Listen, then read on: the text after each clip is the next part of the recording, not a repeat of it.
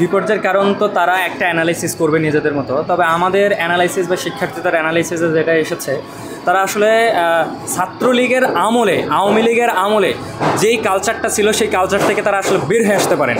যেমন আপনি চিন্তা করেন যে কোনো জায়গা ক্যাম্পাসে শোডাউনের রাজনীতি, ক্যাম্পাসে অমুক নেতার রাজনীতি। আমি একটা প্যানেল, আমি নিজেকে বলি যে আমি একটা লেজুর ভিত্তি করি না, আমি কারো দুর্বৃত্তায়নের শিকার না, কিন্তু ঘুরে ফিরে দেখা গেছে যে অমুক জায়গা থেকে আমার একটা ম্যান্ডেট আসবে, যে অমুক জায়গা থেকে যদি হচ্ছে কোনো সুবাতাস পাই তাহলে আমরা অমুক প্যানেল দাঁড়াবো।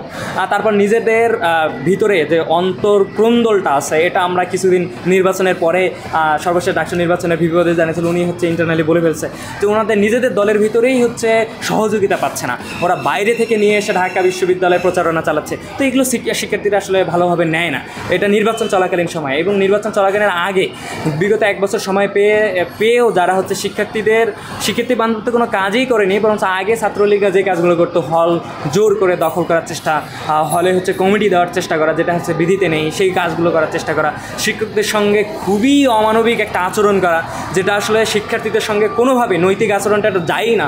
নৈতিক মানদণ্ড ভেঙে শিক্ষার্থীদের সঙ্গে, ভিসি স্যারের সঙ্গে, প্রক্টর স্যারের সঙ্গে সহ অন্যান্য শিক্ষকদের সঙ্গে যিনি দায়িত্বরত থাকেন, প্রিজাইডিং অফিসার, তাদের সঙ্গে মারাত্মক ধরনের মিসবিহেভ করে থাকে। তো এগুলো হচ্ছে শিক্ষার্থীদের মাইন্ডে খুব ভালোভাবে লাগে। আর হচ্ছে আমরা চলমান ইস্যুগুলো দেখেছি, কারা চাঁদাবাজি করে, কারা টেন্ডার বাণিজ্য করে, এবং মানে আসলে দখলদারিত্ব রাজনীতির ক্ষেত্রে কারা এখন পর্যন্ত মানে ওই জায়গা থেকে বের হয়ে আসতে পারেনি। এই ন্যারেটিভগুলো হচ্ছে শিক্ষার্থীদের খুব ভালোভাবে খেয়াল করছে এবং শিক্ষার্থীদের পালস রেট বোঝার চেষ্টা করেনি। তারা যদি বোঝার চেষ্টা করতো তাহলে হয়তো বা আরও ভালো ফলাফল করতো। আর আমার মনে হয় এইসব কারণেই আসলে একটা ফলাফলের শিক্ষার্থীদের ম্যান্ডেট তারা দিয়েছে।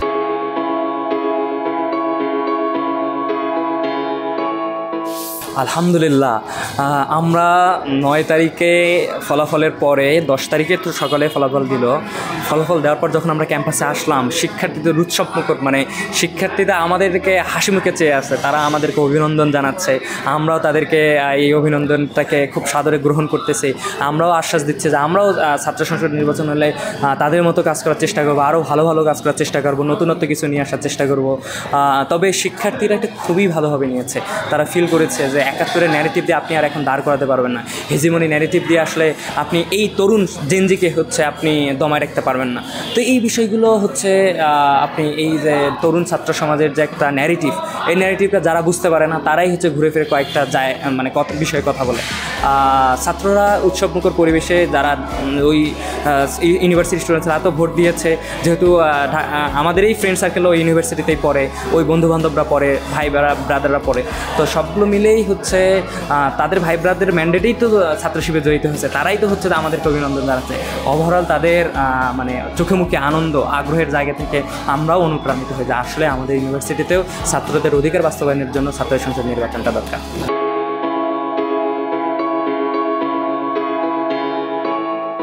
আপনারা জানেন, যখন আমাদের বিশ্ববিদ্যালয়ে ভর্তি পরীক্ষা হচ্ছিল তখন আমরা প্রতিটা গেটে গেটে আলাদা আলাদা বুথ দিয়েছিলাম, অভিভাবকদের বসার জন্য ব্যবস্থা করেছিলাম, ফ্রি পানি খেজুরের ব্যবস্থা করেছিলাম, যারা এসেছিল তাদের জন্য কলমের ব্যবস্থা করেছি এবং সিট প্ল্যান দেখার জন্য যা যা করা দরকার আমরা সর্বোচ্চ করেছি। তো ছাত্ররা এগুলো হচ্ছে খুব ভালোভাবে গ্রহণ করেছে। ভর্তি যখন হয়, ভর্তি পরীক্ষার পরে যখন ভর্তিতে আসে, তখন দেখেছে অন্যান্য ছাত্র সংগঠন কী করেছে আমি এটা বলবো না, তবে ছাত্র শিবিরের কাছে তারা যে হেল্পটা পেয়েছে, তারা বলে যে হ্যাঁ আমরা তো এই ধরনের ছাত্রবান্ধব কর্মসূচি ছাত্র সংগঠনের কাছ থেকে চাই। তো তারা এগুলো দেখেছে এবং ইতিবাচকভাবে তারা এগুলো নিয়েছে। আমরা জানি এগুলোর প্রতিফলন আমরা ছাত্র সংসদ নির্বাচন বা যেভাবে এটা যদি নাও হয় তাদের মনের ভিতরে আমরা গেঁথে গিয়েছি। তবে আপনি প্রথম যে কথা বলেছি, আসলে জগন্নাথ বিশ্ববিদ্যালয় যে জায়গায় অবস্থিত এটা হচ্ছে পুরান ঢাকা বলবো না, এটা হচ্ছে আদি ঢাকা, এটাই হচ্ছে আমাদের অরিজিনাল ঢাকা। তবে এই ঢাকায় হচ্ছে আমাদের সদরঘাট কাছে থাকার কারণে বাণিজ্যিক এরিয়া, পাশে হচ্ছে যে আমাদের শাঁখারি বাজার, অনেক সনাতন ধর্মের ভাইয়েরা বোনেরা পরিবার পরিজনরা এখানে থাকেন এবং হচ্ছে এটাকে আপনি বলতে পারেন একটা শিক্ষা হাব, শিক্ষা জোন। এখানে কতগুলো শিক্ষা প্রতিষ্ঠান, Kabi Nazrul, Suhrawardy, Saint Gregory, Saint Francis, অনেকগুলো শিক্ষা প্রতিষ্ঠান এখানে আছে। তো এই শিক্ষা হাবে আমরা কিছুদিন আগে এই যে অবৈধ বাস স্ট্যান্ড এগুলো স্ট্যান্ড সরানোর জন্য আন্দোলন করছি।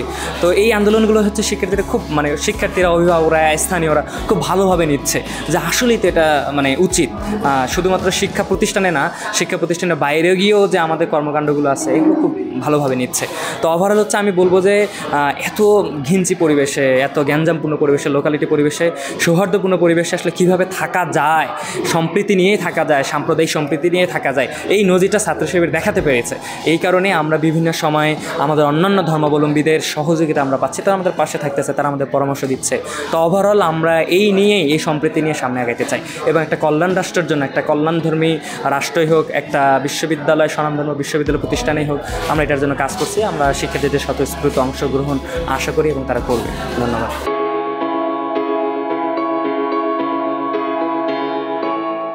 জি, আপনারা অবগত আছেন পুরান ঢাকা একটা বাণিজ্যিক এরিয়া। তো এখান থেকে যারা বড় হয়, এলাকার থেকে বড় হয়, তাদের একটা মেন্টাল স্যাটিসফ্যাকশনের জায়গা হচ্ছে ওরা পড়াশোনা করবে না, তারা হচ্ছে ব্যবসার দিকে ঝুঁকে যাবে।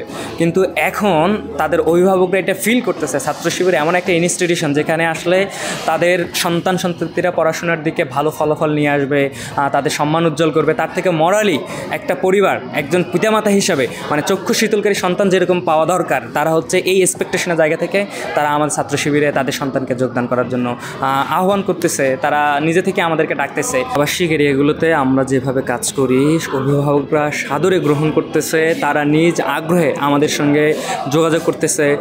যেমন আমরা যখন এখানে বইমেলা করেছিলাম, সমর্থক বুথ দিয়েছিলাম, আমাদের বাইরের প্রতিষ্ঠান থেকে এসেও এখানে তারা হচ্ছে সমর্থক হওয়ার জন্য আগ্রহ পোষণ করছে।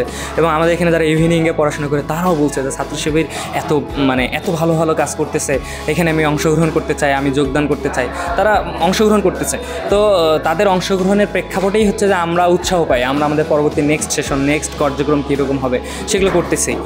তবে আমরা আবাসিক এরিয়াতে যেভাবে কাজ করতেছি, এটা হচ্ছে আমরা আমাদের জায়গা থেকে চেষ্টা করতেছি, অভিভাবকরাও একটা অভূতপূর্ব সাড়া দিচ্ছে। তারা নিজ ইচ্ছায় তাদের বাচ্চা কাচ্চাদের আমাদের সঙ্গে দিচ্ছে। যারা কলেজে পড়ে তারা আমাদের কলেজ বিভাগে, স্কুল বিভাগের সঙ্গে যোগাযোগ করতেছে, যারা শিশুতে পড়ে তারা শিশুতে যোগাযোগ করতেছে। এছাড়াও বিভিন্ন সেক্টরে বিভিন্ন ভাষায় আছে আর কি, কওমি মাদ্রাসায় হোক বা আমাদের ইংলিশ মিডিয়াম ভাষা স্কুল অ্যান্ড কলেজগুলো হোক, সেগুলোতেও আমাদের খুবই ভালো কাজ হচ্ছে। শিক্ষক বিশেষ করে হচ্ছে যে এই মরাল ডেভেলপমেন্টের জন্য শিক্ষার্থীরা তাদের ভালো জায়গা পারফরমেন্স করবে, এটা স্বাভাবিক, একটা ভালো রেজাল্ট করবে, এটা প্রত্যেক পিতামাতাই চায়। কিন্তু হচ্ছে ভালো রেজাল্টের পাশাপাশি তার স্কিল ডেভেলপমেন্টমূলক কাজ বা হচ্ছে তার মরাল ডেভেলপমেন্টের কাজগুলো, এটা ছাত্র শিবির একটা ভালো মানের ইনস্টিটিউশন। এই ইনস্টিটিউশন তারা এটা ফিল করে, ওন করে, ধারণ করে, লালন করে এবং অবশেষে এটার প্রেক্ষিতে তারা হচ্ছে তাদের সন্তান সন্ততি থেকে আমাদের হাতে তুলে দিচ্ছে।